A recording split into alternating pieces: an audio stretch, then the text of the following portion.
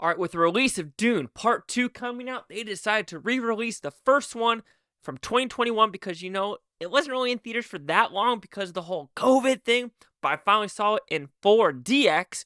How was the experience? Let's find out.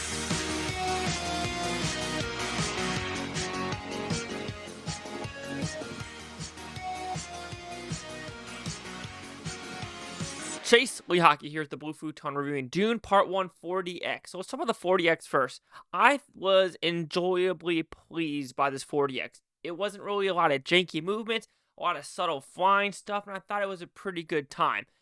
Even though I'm expecting Part 2 to be absolutely a shit ton more bombastic, and why I say that, at the end of this movie, they did like a sneak peek of the worm scene, which I don't know who the hell would want to ride one of these worms. It just sounds like a horrible idea and just unpleasant on all levels. Anyway, that 6-minute scene had more 4DX experience shit, like movement-wise, than the whole Dune Part 1 movie. Yes, the Part 1 movie had a lot of rain effects, had a lot of smoke effects and wind and lighting effects, but when you go to the movement of the seats, it was fine, but I didn't expect it to be bombastic because Dune Part 1 is more of an exposition movie where it's going to do a lot of talking and trying to understand world building.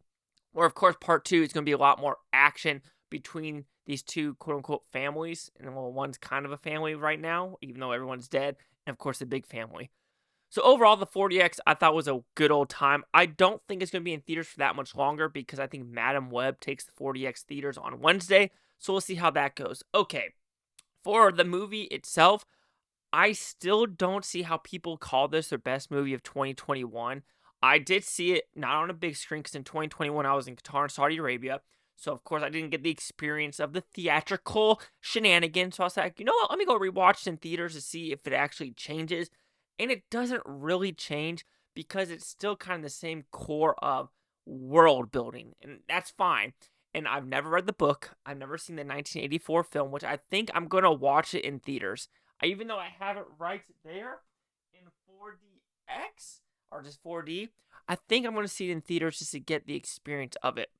But I'm not going to really talk about what the movie's about, because it's pretty, it's a 2-year-old movie, and it's still kind of in the realm of people's memory of, someone was on the this planet, Spice Emperor puts his other family on it, but now who this Emperor is that wants to destroy the people that are on it and keep the spice from themselves. That's what I'm getting from it, because like I said, I've never read the book, so that's what it sounds like, getting rid of 2 factions, a family and these other sand people, if you want to put it that way, and then, have the spice from themselves and be freaking rich. But this movie completely needs not the right word because no one needs Oscars. But when it won special effects, score, was it sound, costumes, production design, I think another one, if I'm not mistaken. But I think it won 5 or 6 Oscars, like a technical sweep, kind of like what Mad Max Fury Road did. It's well-deserved because it's really good, technical craft of a film. Of course, I still just can't get behind the best film of 2021 because, yeah, while you're getting good characters, you're getting a good world, it's still exposition. You are still just getting a part 1 of a movie, and it really feels like a part 1. And I know that's a lot of complaints, and it's a very valid complaint because no shit, when the movie ends, you go with, okay, just met Zendaya, Jason Momoa's character, maybe on screen for 30 minutes out of 2.5 hours. But of course, he's dead. Josh Brolin, he gets maybe 20 minutes. Oscar Isaac gets maybe 20, 30 minutes. All right, then you have, I think not Skarsgård, but I think the dad is actually in it. He's maybe in it for 15, 20 minutes. Then you have, Timothée Chalamet,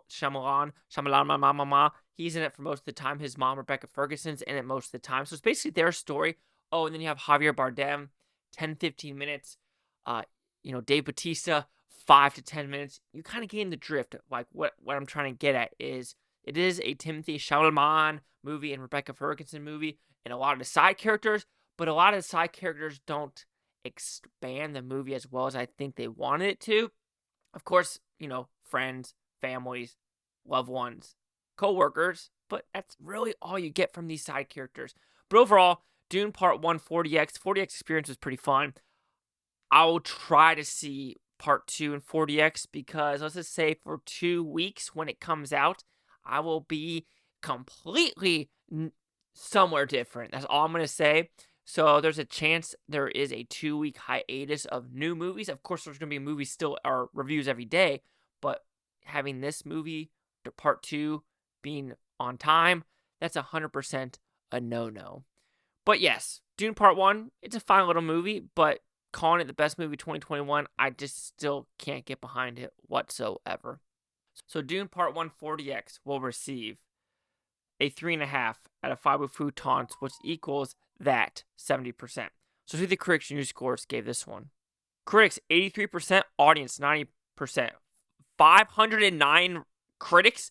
I've never seen that high before. Audience score 5,000. Critic consensus.